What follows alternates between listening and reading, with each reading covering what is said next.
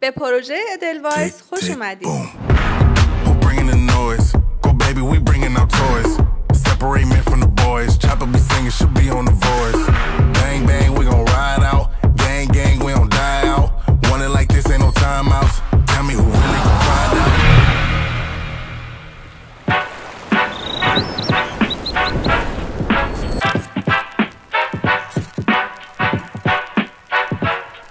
این پروژه شامل 5 تا بلوکه A, E, C, D و F. بلوک A و E تحویل داده شده، بلوک C مارچ 2024، بلوک D نوامبر 2024 تحویل داده میشه و F روی خاکه. توی بلوک E پروژه 11 طبقه است، هر طبقه 8 واحد. 4 تا 2 خوابه داره، 2 تا 1 خوابه و 2 تا سویت و طبقه آخرش هم پنتها قرار گرفته.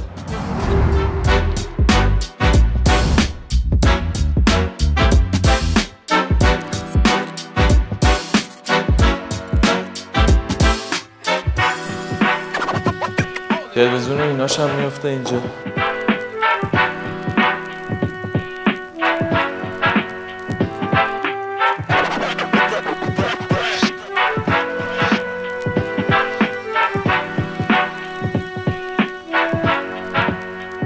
چهار تا خواب داره که 4 تاش هم مستره.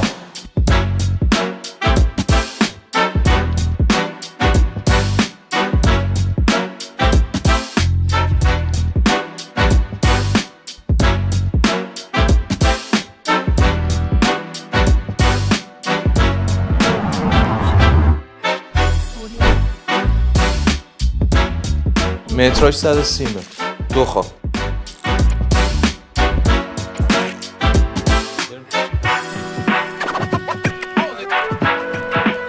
مسترم هستش.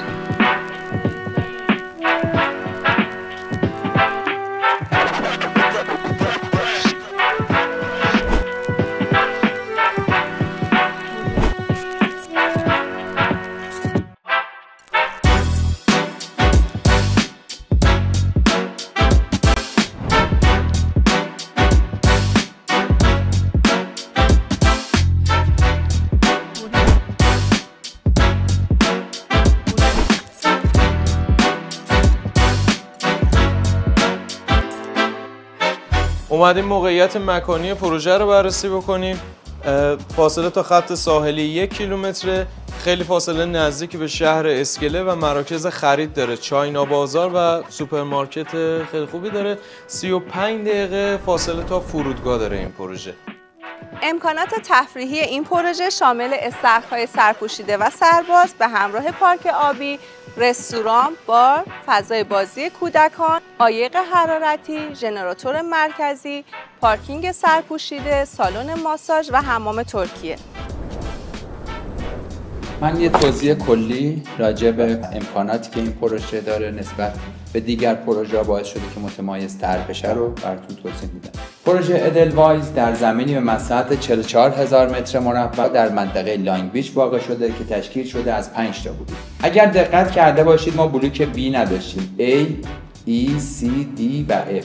بلوک B رو اینجا حذف کردم و یک استخر اینجا ایجاد شد به مساحت 4500 متر که بزرگترین استخر روباز سیته های قبرس شمالی هستش. این پروژه 4 تا استخر روباز داره، 1، 2 و 3 الان احداث شده.